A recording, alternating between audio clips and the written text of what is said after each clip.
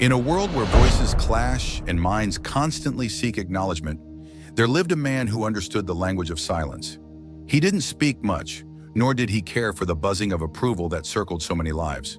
People around him ran tirelessly, their hearts heavy with the weight of validation. They explained themselves again and again, as if every word might somehow etch their worth into a web of their own making. And yet, this man stood still, a quiet observer among the world's mind.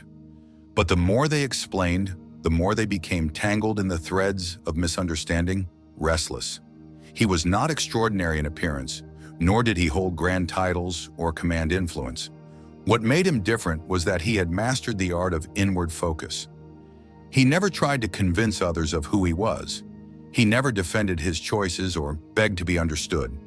While others shouted their intentions, he simply moved, quietly, steadily, like the current of a river, carving paths through stone without a single word. People misread his silence. They thought it meant fear, perhaps weakness, or a lack of depth. But those assumptions said more about them than they ever could about him. There came a time when the town's leaders called a meeting to discuss a pressing issue. The room was crowded with sharp minds and sharp tongues, each eager to outshine the other. Debates turned into arguments, voices rose higher with every minute, and pride drowned out clarity. Through it all, the silent man sat in the corner, listening. His face remained calm, eyes observing not just words but the spaces between them, the egos dancing, the insecurities flaring. And then, someone noticed his quiet presence. "You've been silent all this while," a man said, slightly mocking. "Don't you have anything to say? Or perhaps nothing to offer?" The room chuckled. The silent man lifted his eyes slowly. He offered a soft smile, the kind that doesn't defend but reveals. Then in a voice so calm it silenced the crowd, he said, "The river flows, yet it does not shout. Still it moves mountains. The tree grows, and in its silence it offers shade. The sun rises every day, and not once does it announce its arrival, yet it brings light to the entire world." He said no more. The air shifted. Those few words weighed more than all that had been argued before. For the first time, the room wasn't filled with noise, but with reflection. It was as if everyone suddenly remembered what it meant to be still. This man had no intention of teaching, and yet he became a teacher. Not through speech, but through being. His wisdom was not an act, it was a state. He didn't seek to be respected, yet respect followed him. He never demanded space, but space opened up wherever he went. Most people carry a burden they don't even realize they've taken on. The burden of being seen, of being validated. They rush to explain their worth, to showcase their value, hoping someone, somewhere, will nod in agreement. But this hope is often met with silence, or worse, with dismissal. The tragedy is not in being misunderstood, but in exhausting yourself to be understood by those who never intended to listen. The man in silence had long freed himself from this trap. He knew a truth few dared to accept, that people are too entangled in their own stories to truly care about yours. And even if they do listen, it's often through a lens shaped by their biases, insecurities, and experiences. Trying to explain yourself to such minds is like shouting into the wind. Your words scatter before they're even heard. So he chose a different path. He chose the path of inward strength, of self-mastery. While others polished their exteriors for the world to see, he sharpened his interior. He worked quietly, relentlessly. Each day he built something within himself: discipline, understanding, stillness. And that work, though invisible at first, became undeniable in time.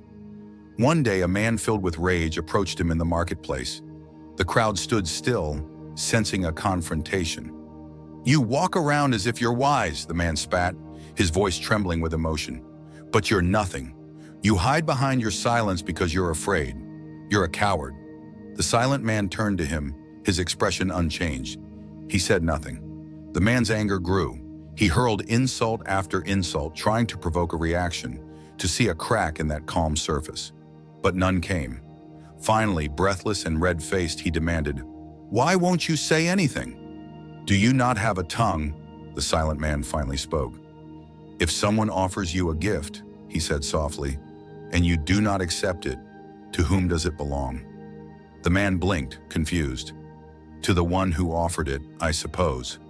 Then why, the silent man continued, should I accept your anger? It is yours. His fury had no home, no reaction to fuel it. It faded just as smoke does when the wind disappears. That day, the people learned something profound. They saw that strength is not always loud. It doesn't need to punch or prove. Sometimes strength is a refusal, a quiet rejection of what doesn't serve you. The silent man didn't just avoid arguments, he dissolved them. Not through dominance, but through detachment. He didn't feed fires. He simply didn't give them air. And as time passed, the same people who once questioned his silence began to see its depth. The same voices that mocked him now sought his counsel. They wondered how he remained calm, how he moved forward while others were still stuck in circles of conflict and confusion. But he never gave them a map. He knew that the journey inward cannot be taught. It must be walked. People waste years explaining themselves. They draft the perfect words, rehearse their defenses, and wear their intentions like armor. But in doing so, they forget to live. They become performers in a play they didn't audition for, reciting lines that were never theirs to begin with. The silent man chose to exit that stage. He didn't play roles. He didn't perform for approval. He simply lived fully and quietly. In the silence of his days, he found clarity. Without the clutter of external voices, his inner voice grew stronger. He didn't need the world to understand him because he understood himself. And that, he realized, was enough. People often fear being misunderstood. They think it means they failed. But the truth is, being misunderstood is inevitable when your path is unique. The silent man didn't fear that. He welcomed it. To him, misunderstanding was a sign that he wasn't walking a common road. He had long since stopped defending his truth. He lived it. And when results began to bloom, like flowers in spring, he didn't point to them. He let others see them if they chose. His life became a garden that needed no tour guide. Those who were ready entered. Those who weren't passed by unaware. In a world that worships noise, silence becomes a rebellion. But it is a gentle one, rooted not in anger, but in wisdom. The silent man was not trying to be better than anyone. He was simply trying to be better than who he had been yesterday. And that, perhaps, is the rarest kind of ambition, the one that doesn't need to be seen to exist. He woke each day not with the urgency to prove himself to the world, but with a quiet determination to refine who he was. His mornings began before the noise of the world, when the air still held the softness of night and the sky hadn't yet decided on its color. In those early hours, he would sit in silence, breathing deeply, anchoring himself in presence. He did not chant loudly or perform rituals for the sake of spectacle. He simply sat, still and aware, watching his thoughts float by like clouds, untouched and passing. This daily practice was invisible to others. They saw him walking the streets, perhaps pausing beneath a tree or smiling at a stray animal, and thought little of it. They didn't see the discipline it took to build a fortress of peace within. They didn't understand the strength it took to choose calm over chaos, especially in a world that praised noise as power. As time moved on, many around him found themselves exhausted. Their lives were filled with endless striving, constant explanations, defending their actions, justifying their dreams. Their days were a loop of trying to be seen, trying to be enough, and still their eyes carried a tiredness that couldn't be hidden, a weariness from carrying burdens that never truly belonged to them. The silent man watched with compassion. He didn't judge them. He understood. He had once been like them too. He had once tried to make the world understand him, to explain every decision, to prove every intention. But he had learned painfully and slowly that most people don't listen to understand. They listen to reply, to judge, or to project. The more he tried to be understood, the more misunderstood he felt. Until one day he stopped trying. He sat with the discomfort of being misread and found that it didn't destroy him. In fact, it freed him. He began to withdraw, not from life, but from the need to narrate it. He stopped updating others on his every move. He stopped giving reasons for his choices. He stopped arguing with those determined not to hear him. And with each silent step, he felt lighter. It was as though he had been dragging chains he never noticed. And now, finally, he had set them down. The people around him continued with their habits. They talked endlessly about their dreams, their plans, their goals. They posted, they shouted, they tried to outshine each other in words. But the silent man simply worked, quietly, patiently, relentlessly. One day, a young boy in the village approached him, eyes wide with curiosity.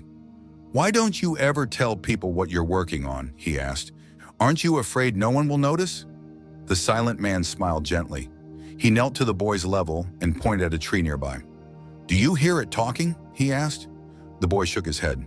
"Yet it grows, each day." Without a word, the boy looked at the tree, then back at the man.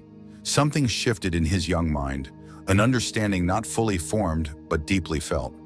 The man placed a hand on the boy's shoulder. When something is real, it does not need to be spoken. It shows itself in time. That moment became a memory the boy would carry for years, and like a seed, it took root. In the seasons that followed, the silent man's presence became an anchor for those who were tired of the noise. People began to notice something different about him, not in what he said, but in how he moved through the world. He didn't rush, he didn't react. He listened more than he spoke, and when he did speak, his words felt like water on fire, cool, calm, and extinguishing. A man once mocked him publicly, calling him irrelevant, accusing him of arrogance for not engaging. The crowd waited for a response, but the silent man offered none. He simply looked at the man with eyes full of understanding, then turned and walked away. Later, someone asked him, "Why didn't you defend yourself?" He replied, "Would you argue with a barking dog just to prove you're not afraid of it? Or would you walk on, knowing the barking changes nothing?" They fell silent. There was wisdom in that simplicity, a lesson wrapped in calm. But the silent man wasn't untouchable. He faced his own storms, battled his own shadows. He had days when doubt crept in, when loneliness whispered in the dark, when silence felt heavy instead of healing. Yet he stayed the course, not because he was perfect, but because he had tasted the peace that comes from within, and nothing outside could match it. Over time, his life began to reflect the power of his practice. Where others sought validation, he gained respect. Where others demanded attention, he earned quiet admiration. His achievements were never announced, yet they echoed louder than any proclamation. People began to seek his counsel, not because he positioned himself as a teacher, but because his life became a lesson. One man known for boasting once asked him, "Why don't you ever share your goals? Don't you want people to believe in you?" The silent man answered with a question of his own. Does a fruit-bearing tree need to announce that it will bloom? Or does it simply do so, and those who pass by see for themselves? That single question unraveled something in the other man. He went quiet, the weight of those words sinking deep. The silent man had no strategy for success, no plan for popularity. He followed a truth that was older than words, that real power needs no spotlight. It grows in silence, matures in solitude, and reveals itself in time. There were moments when people gathered to discuss the future of the village. Plans were debated, opinions clashed, strategies were built. The silent man often sat among them, not to speak, but to observe. And when he did speak, it was never to outshine, but to illuminate. Once, during such a gathering, after hours of talk that led nowhere, he said, "You are all trying to build a fire with noise, but fire is built with stillness, focus, and breath."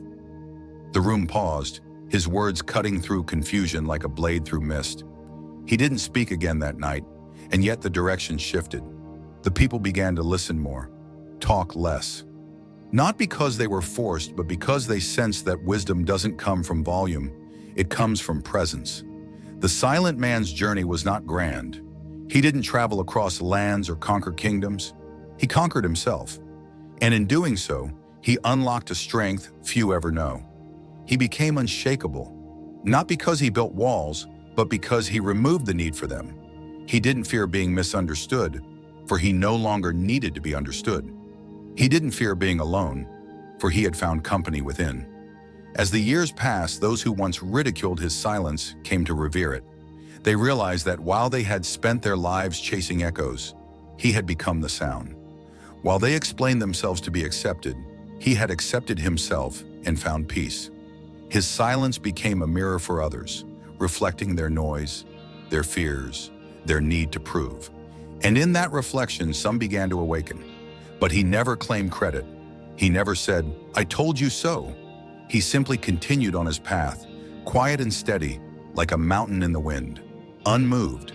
There was a sacred rhythm to his days, not dictated by schedules or obligations, but by a deep attunement to his own growth. He lived in the quiet corners of the world, where distractions faded and the soul could finally breathe. While others were preoccupied with appearances, he moved with a sense of purpose that had nothing to do with performance. He understood something that eluded most people. The path to mastery was never loud. It was not paved with applause or recognition. It was a path walked alone, often misunderstood, but ultimately transformative. He cultivated himself like a garden, pulling out the weeds of old fears and planting seeds of intention with every silent act. Each habit he built was a silent promise to himself. Every choice he made in stillness carried the weight of alignment. He didn't rush to share his progress. He didn't need to be praised to continue. His validation came from feeling the quiet evolution within himself, how his thoughts were less chaotic, how his reactions softened, how his presence deepened. These things couldn't be posted about or explained. They had to be lived, and live he did, with a serenity that unnerved those who hadn't yet made peace with themselves. To them, his quiet confidence seemed suspicious, even arrogant. They questioned his stillness, projected their insecurities onto his silence, and assumed he must be hiding something. But he wasn't hiding, he was healing. He wasn't avoiding, he was refining. What they mistook for distance was simply the space he created to become more whole. One day a traveler came to the village, a man known far and wide for his intellect and bold speech. He had debated scholars, challenged kings, and won crowds with his arguments. When he heard about the silent man, he grew curious. How could someone gain so much quiet reverence without saying much? He decided to confront the mystery. He found the silent man near a riverbank, seated beneath a tree, eyes closed, breathing with the earth. "I've heard of you," the traveler said. "They say you are wise, but I wonder, how can wisdom exist without words? Isn't it through speaking that we understand?" The silent man opened his eyes slowly. He didn't rush to reply. After a moment, he spoke, not to impress, but to connect. "There are sounds that explain," he said, "and silences that reveal. A bird does not lecture about flight, it flies. A river does not describe its course, it flows. You ask if wisdom can exist without words. I ask, can words exist without silence to hold them?" The traveler stood stunned. No argument came to his lips. For the first time in years, he felt the weight of something beyond reason, truth not argued, but embodied. He sat beside the silent man, and for hours they said little. But in that stillness, something profound passed between them. It wasn't an exchange of ideas, but a merging of understanding. When the traveler left, he did so with fewer certainties, but a much lighter heart.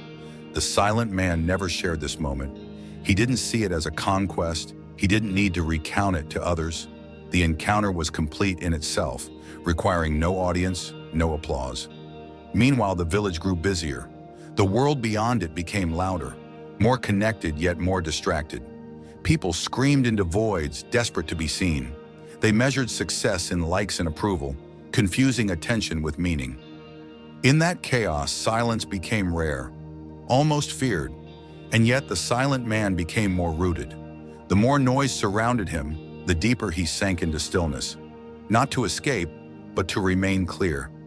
He saw how easily people lost themselves chasing perceptions, how one word of criticism could undo their sense of worth, how they shaped themselves not from the inside out, but from the outside in.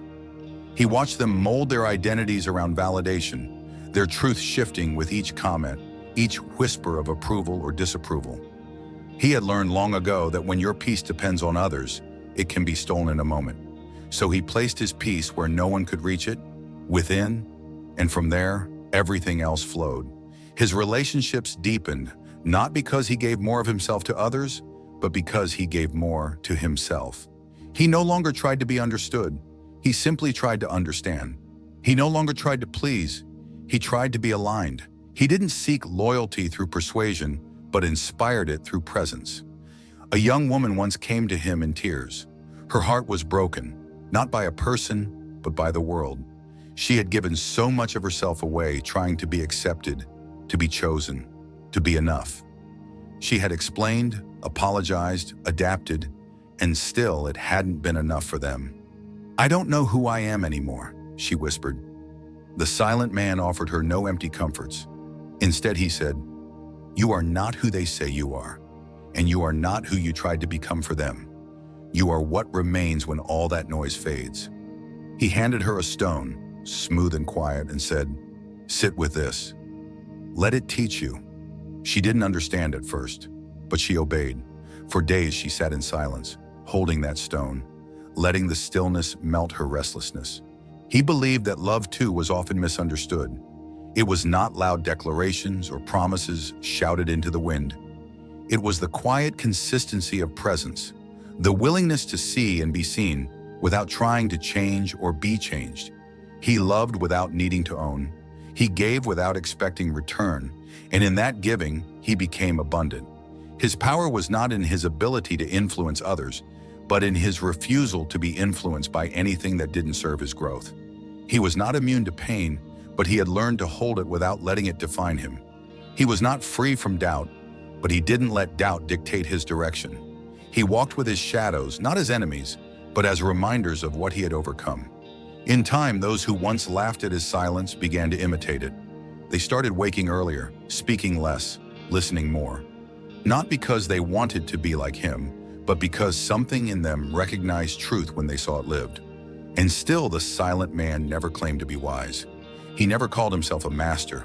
He simply remained a student of life, humbled by the vastness of what he still didn't know.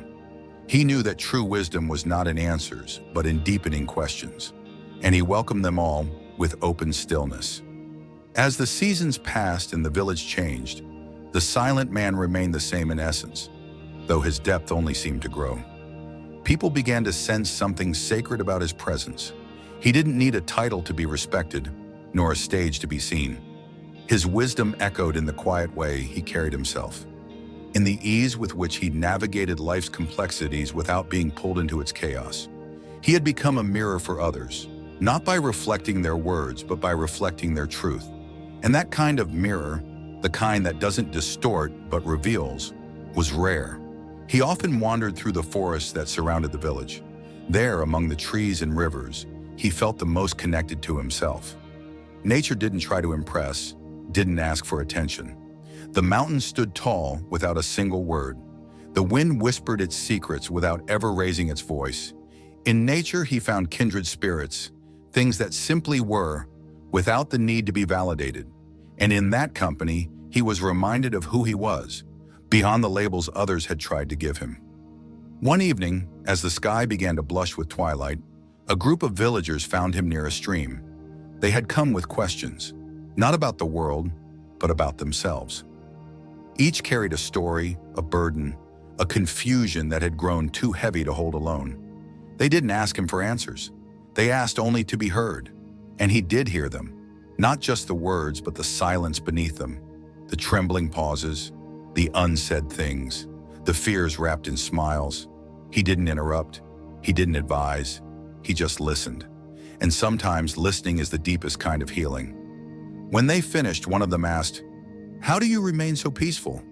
Don't you ever feel lost?" He looked at them with soft eyes and said, "I do feel lost sometimes, but I no longer panic in the dark. I've learned that darkness is not the absence of light. It is the space where light begins. If you wait, if you stay still long enough, your eyes adjust, and then you begin to see." His words were not grand, but they fell like rain on parched soil. Something in the way he spoke made the complicated feel simple again. He often said that most of life's noise is self-inflicted, that we create our own storms trying to be understood by people who are not even listening, that we tie ourselves in knots for the comfort of others, forgetting that our own comfort matters too. And once we untie those knots, not by force but by release, we discover we were never truly bound. only convinced that we were. He had lived this truth himself. In his younger years, he had been restless. He had tried to mold himself into what others expected.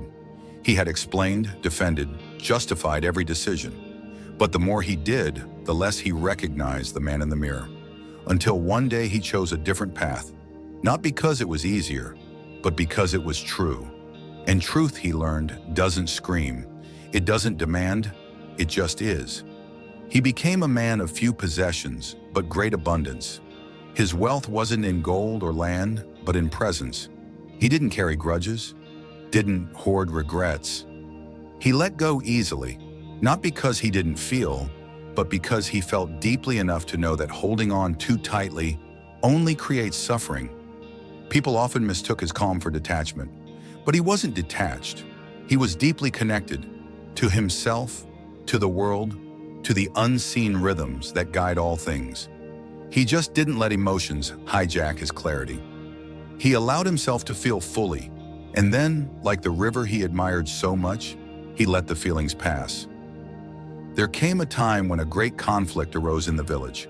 Accusations flew, tempers flared, and once again the air was thick with noise. The merchant scoffed at first, but those words stayed with him long after he left. He began to notice how heavy his life had become, not from the weight of things, but from the weight of needing to prove something to everyone. That need people demanded opinions, took sides, tried to pull the silent man into their arguments, but he wouldn't be moved. One night, a frustrated elder confronted him. "Why do you say nothing? Don't you care?" The silent man looked up at the stars before replying, "I care deeply. That is why I choose not to add to the noise. Sometimes silence is not indifference, it is restraint, and in restraint there is wisdom." The elder did not understand then, but later, when the conflict faded and wounds began to heal, he remembered those words and found comfort in them. The silent man never sought to lead, but people began to follow.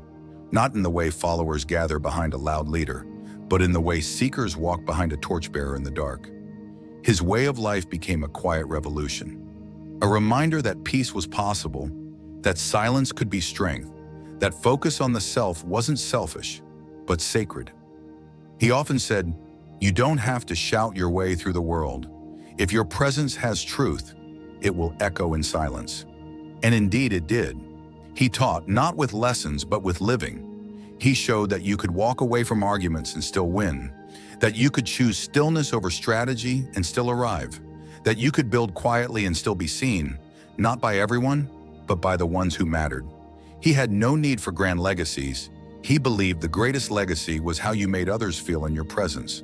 And his presence made people feel safe, heard, seen, without judgment, without pressure. Years passed, and the silent man grew older. His hair turned white like the snowy peaks he loved to visit. His steps became slower, but his presence grew even deeper. When he walked through the village now, people paused, not out of obligation, but respect. Children ran to him without fear. Elders nodded in silent acknowledgement. And travelers, upon seeing him for the first time, often stopped, sensing something rare. A young boy once asked him, "How did you become like this?" And he replied with a gentle smile, "I stopped trying to become anything. I started being." That was the essence of his journey, not to transform into something better, but to strip away what was false until only the real remained. And what remained needed no explanation, no validation. It simply was. He taught others to do the same, not with speeches, but with presence. He reminded them that they were not their roles, their titles, or their achievements, that they didn't have to explain themselves to be worthy. That silence wasn't emptiness. It was space for truth to emerge. And in a world that kept telling them to shout louder, he showed them the power of whispering within. There was something about the way he existed that felt like a doorway into something timeless. He was not a man chasing moments. He was a man living within them. Each breath he took was deliberate, not rushed by the world's constant need for urgency. And in that slowness, he found depth. While others sprinted through life trying to outrun their doubts, he walked quietly beside his own, treating them not as enemies, but as teachers. This softness of being wasn't weakness. It was courage. the kind born from truly knowing oneself and no longer needing to wear a mask. He had learned the subtle difference between solitude and loneliness. Loneliness, he used to say, is when you are empty and searching for someone to fill you. Solitude is when you are full and choose to be alone because your presence is enough. He didn't seek out company to escape himself. He embraced stillness because he enjoyed the company of his own soul. And this, perhaps more than anything, was what made him different. People began to approach him not just for advice, but for the feeling of being around someone who didn't judge, didn't compare, didn't project. He listened without trying to fix. He observed without trying to control. And in his presence, others began to remember parts of themselves they had forgotten. They found themselves speaking more slowly, breathing more deeply, pausing more often. His calm was contagious. There came a time when a wealthy merchant visited the village. He had heard whispers of the man who had no riches but lived as though he owned the sky. Curious and skeptical, the merchant approached the silent man one afternoon. "I have traveled the world," the merchant began, "collected treasures, built empires, and yet I'm restless. They say you are content with nothing? How is that possible?" The silent man didn't answer immediately. He picked up a handful of soil and let it run through his fingers. "When your hands are always full, you have no space to hold peace," he finally said. "Sometimes it is in letting go that you begin to receive." The merchant scoffed at first, but those words stayed with him long after he left. He began to notice how heavy his life had become, not from the weight of things, but from the weight of needing to prove something to everyone. That need, he realized, had built walls around his joy, and all it took to see it was a man sitting beneath a tree, playing with soil. The silent man believed that all wisdom already existed inside each of us. His role was never to teach, but to help others remember. He often said, "A good teacher points not to themselves, but to the truth you've carried all along." And that's exactly what he did. He led people back to their own clarity, not by giving them answers, but by holding a space where they could hear their own. There was once a girl in the village who struggled deeply with rejection. No matter how hard she tried, she felt she was never enough for her family, her friends, even herself. One day, after a particularly painful experience, she found herself crying near the silent man's hut. He emerged not to console her, but to sit beside her, saying nothing. They sat like that for a long while, the air heavy with the weight of unspoken grief. Finally, she asked, "Why does it hurt so much to not be accepted?" He looked toward the horizon where the sun was beginning to set and said softly, "Because you have forgotten that your worth is not up for vote." She looked at him, unsure how to respond. He continued, "When you measure your value by how others treat you, you build your self-image from broken mirrors. Of course, the reflection will look wrong. Stop asking the world who you are. The world doesn't know you. You do." From that day forward, she began a new journey, not outward, but inward. She stopped chasing perfection. She stopped explaining her every move. She stopped molding herself to fit expectations. And slowly the light returned to her eyes. The silent man didn't claim any credit. He simply offered her space, a single truth, and the rest unfolded on its own. That was always his way. He didn't force growth. He trusted its timing. People often marveled at how steady he remained during storms, whether personal or collective. They asked if he had some secret technique, some mantra or method that helped him stay so grounded. He would smile and say, "I listen more than I speak, and I breathe more than I react. That is all." But it wasn't all. There was something else, something deeper. He had made peace with not being understood. He had accepted that some people would always misinterpret silence as indifference, humility as weakness, boundaries as coldness, and he no longer tried to correct those misunderstandings. He knew the cost of trying to be seen clearly by those who refused to open their eyes. It wasn't worth the energy, so he conserved his energy for growth, for truth, for presence. He had no desire to win arguments. He had long stopped trying to prove himself right. In his world, peace was more precious than pride, and so even when accused or mocked, he rarely responded. Not because he had nothing to say, but because he had nothing to defend. He once said to a close friend, "Not every battle needs your sword. Some only require your silence. And that silence was not the silence of avoidance, it was the silence of mastery. The kind of silence that speaks volumes without a single word. The kind that disarms, dissolves, and ultimately transforms. There was a boy who often followed him, curious and wide-eyed. One day the boy asked, "How do you know when to speak and when to stay silent?" The man knelt beside him and pointed to a pond. "See the surface?" he said. "When the wind blows, it ripples. You cannot see what lies beneath. But when it is still, it reflects everything. Your words are like the wind. If they stir unnecessarily, you lose the clarity within. But if you speak only when needed, your mind remains like still water, able to see clearly." The boy nodded, though he didn't fully grasp the lesson then. But years later, when he became a man, that moment returned to him again and again. It helped him make choices, helped him remain steady when others were swept away by emotion. In this way, the silent man's teachings continued to ripple through the lives of many. Not in dramatic transformations, but in quiet shifts. In the way people paused before reacting. In the way they held their tongues during arguments. In the way they learned to sit with discomfort rather than fleeing it. His life was a living example of something rarely seen in the world. A commitment not to noise, but to depth. Not to attention, but to alignment. And the beauty of it was that he never asked anyone to follow him. He never claimed to know the way. He simply walked it, and in doing so, showed others they could too. There was an old saying in the village, whispered by those who had spent time in the silent man's presence. He speaks to your soul, even when he says nothing. And that truth rang louder than any sermon ever delivered. His life had become a quiet invitation, not to follow his footsteps, but to find one's own. He didn't preach detachment with harshness or deny emotion with pride. He honored every feeling that arose in him, but he had simply stopped letting those feelings drive his choices. He wasn't immune to pain or confusion. He had just learned not to build his home there. One winter, the village suffered a great loss. A beloved elder passed away, leaving behind a vacuum of grief that blanketed the community. People wept openly, their cries piercing the cold air. But the silent man, though close to the elder, didn't join the wailing. He stood at a distance during the farewell, his head bowed in stillness.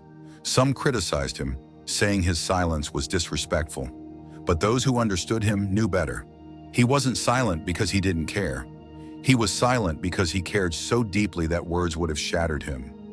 Later, a young man asked him, "Why didn't you speak at the ceremony? Didn't you love him?" The silent man looked out over the snow-covered hills and replied, "Grief does not always need to shout. Sometimes it sits beside you, holding your hand in silence, refusing to let go." That was my farewell. It was in moments like these that people truly grasped his way. He didn't avoid emotions. He honored them with space. He allowed joy and sorrow to rise and fall naturally, like the tide. He never held them captive or tried to resist them. And because of that, they never overwhelmed him. They moved through him, leaving wisdom in their wake. He often said that people fear silence not because it's empty, but because it reveals.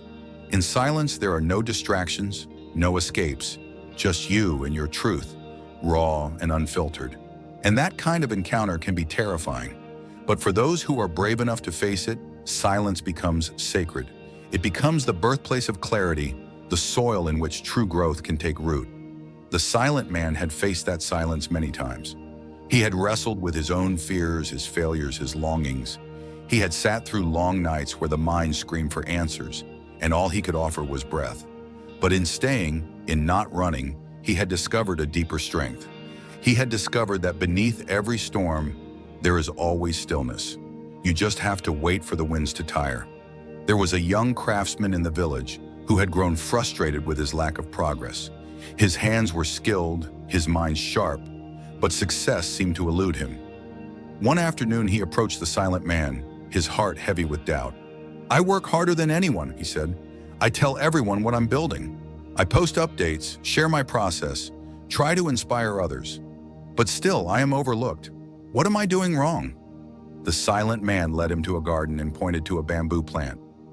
"This bamboo was planted 5 years ago," he said, "and for 4 years nothing appeared above the soil, But during that time, its roots were growing, spreading deep and wide. In the 5th year, it grew more than 20 feet in just weeks. Was it doing nothing before? Or was it preparing for something beyond sight? The craftsman stood in stunned silence. "Do not mistake invisibility for failure," the man said. "Do not confuse silence with stagnation. The world may not see your roots, but they matter more than what blooms." It was a truth the young man carried with him for life. He stopped trying to impress and started focusing on integrity. He began to build not for applause, but for alignment. And slowly success came. Not loudly, but undeniably. This was the essence of the silent man's teachings. Results speak when words fall short, and often they speak loudest when we say the least. The world will rarely celebrate your roots, but without them, you'll never stand tall when the winds arrive. There was an elder in the village who once sought to provoke the silent man. Jealous of the respect he received, the elder tried to catch him in contradiction, to expose him as a fraud. In one public gathering, he challenged him. "You act as if you are above us all," the elder barked. "You hide behind your silence because you are afraid of being wrong." The crowd watched, waiting for a reply. But the silent man simply looked at the elder with compassion and said, "I am not above you, I am beside you. I have simply chosen to speak when I have something worth saying and to listen when I do not." The elder had no response. The silence that followed was not awkward, it was profound. It wasn't about winning or losing. It was about reminding everyone in that space of something they already knew but had forgotten. That humility speaks loudest when it says nothing at all.